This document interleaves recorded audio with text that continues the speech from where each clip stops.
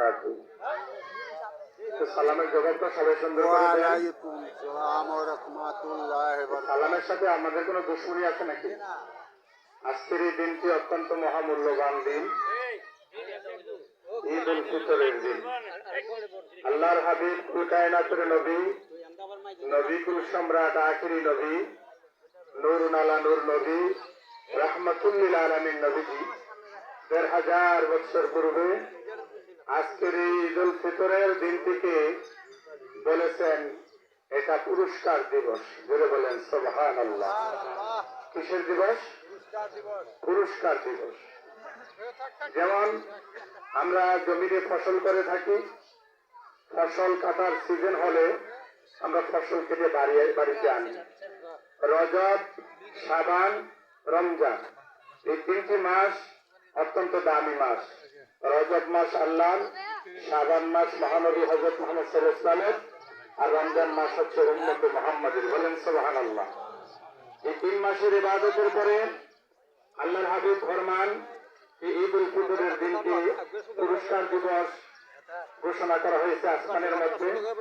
রাস্তার মোড়ে মোড়ে, প্রত্যেকটা রাস্তার মোড়ে মোড়ে রহমতের ফেরেশতারা দাঁড়িয়ে আছে আমাদেরকে সুস্বাগত জানানোর জন্য। বলে বলেন সুবহানাল্লাহ। তা আপনারা যারা দাঁড়িয়ে আছেন একটু বসে পড়লে ভালো হয়, দেখতে সুন্দর লাগবে। বসুন।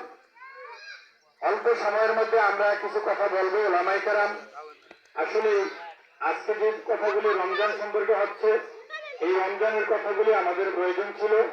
রমজান শরীফ আগমনের আগেই আমরা যারা এলাকার ইমাম সাহেব সবাই মিলে রমজানের তাৎপর্য সম্পর্কে কিছু কথা বলা। আজকের আলোচনা হবে ঈদ উল ফিতর।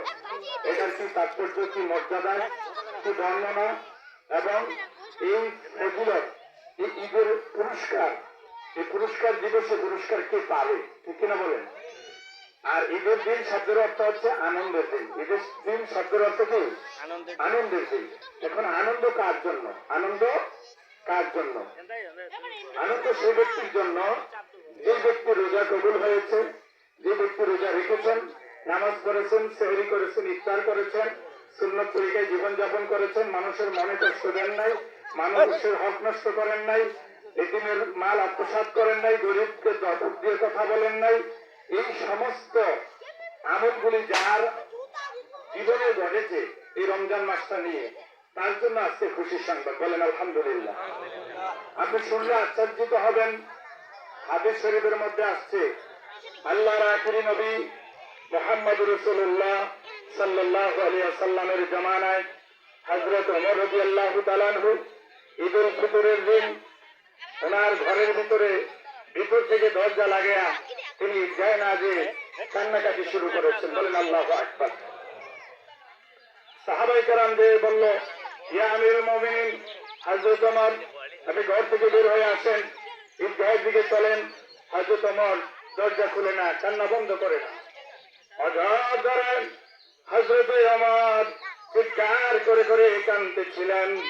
তখন জিজ্ঞেস করা হলো, ওমর আপনি ঈদের দিন কেন কাঁদেন?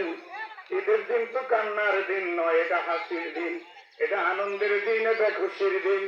হযরত ওমর ডাক দিয়ে বলেন, আরে নবীর সাহাবীরা, আমার নবীর পবিত্র জবান থেকে শুনেছি ঈদের দিন আনন্দের দিন, ঈদের দিন খুশির দিন, ঈদের দিন সবচেয়ে শ্রেষ্ঠ দিন ওই ব্যক্তির জন্য যার রোজা, যার নামাজ, যার সেহরি, যার ইফতারি, যার কোরআন তেলাওয়াত আল্লাহ দপ্তরে কবুল হয়েছে। বলেন সুবহানাল্লাহ। হযরত ওমর ডাক দিয়ে বলেন, রে নবীর সাহাবীরা, আমি ওমর বলতে পারতেছি না, গ্যারান্টি দিতে পারতেছি না আমি ওমরের রোজা, নামাজ, সেহরি, ইফতারি, দোয়া কালাম আল্লাহর দপ্তরে কবুল হয়েছে কিনা। বলেন আল্লাহু আকবার। এই জন্য আমি এটাকে আনন্দের দিন মনে করতেছি না, আমি কান্নাকাটি করতেছি। বলেন আল্লাহু আকবার। জোরে বলেন আল্লাহু আকবার। বাম দিকের ভাইরা বলে না কেন? জোরে বলেন আল্লাহু আকবার। হযরত ওমরের মতো এত দামি মানুষ গোটা পৃথিবীতে এখন পাওয়া যাবে? একটু জোরে বলেন পাওয়া যাবে? আরো জোরে বলেন পাওয়া যাবে? হযরত ওমরের মতো একটা দামি ব্যক্তি সারা পৃথিবী খোঁজ করলে, সবগুলি মানুষ এক পাল্লায় নিলে, পীর আউলিয়া যত গাউস কুতুব আছে সবাইকে নিলেও হযরত ওমরের মতো দামি মানুষ হবে না। তাইলে যে ওমর এত দামি জান্নাতের সার্টিফিকেট প্রাপ্ত, তিনি ঈদের দিন কেন কাটাকাটি করতেছেন যে আমার রোজা কবুল হলো কিনা, নামাজ কবুল হলো কিনা, ইবাদত বন্দেগী কবুল হলো কিনা। আমরা নতুন জামা কাপড়, আনন্দ ফুর্তি, এটা সেটা, দাদা নানা সব নিয়ে ব্যস্ত। আসলে অনেকে রোজাই না, রোজাই রাখে নাই। নবীজি বলছে যে ব্যক্তি রোজা ছাড়া ঈদগাহের ময়দানে গেল তাকে ঘাট ধাক্কা দিয়ে ঈদগাহ থেকে বের করে দাও। বলেন নাউজুবিল্লাহ। এই যে আজকের ফজরের নামাজ পড়ে নাই এমন ব্যক্তি এখানে আছে না নাই? বলেন আছে না নাই? সারা রমজান মাস গেছে, রোজা তো রাখেই নেই, নামাজ তো পড়েই নেই। আজকে ঈদ উল ফিতরের দিন, আমরা ছোটবেলায় দেখছি ঈদ উল ফিতরের দিন আমরা ফজরের নামাজ পড়ে কবরস্থানে যেয়ে কবর জিয়ারত করতাম। বলেন সুবহানাল্লাহ। আর দেখা গেছে এখন বর্তমানে প্রত্যেকটা মসজিদের মধ্যে সর্বোচ্চ 30 জন মানুষ নামাজ পড়ে, 10 জন 15 জন নামাজ পড়ে, আর সবাই ঘুমিয়ে থাকে। জোরে বলেন নাউজুবিল্লাহ। আমি আমার সংক্ষিপ্ত আলোচনা এখানে সমাপ্ত করছি। আল্লাহ তাআলা আমাদের সকলকে হেদায়েত দান করুন। সকলে বলেন আমিন।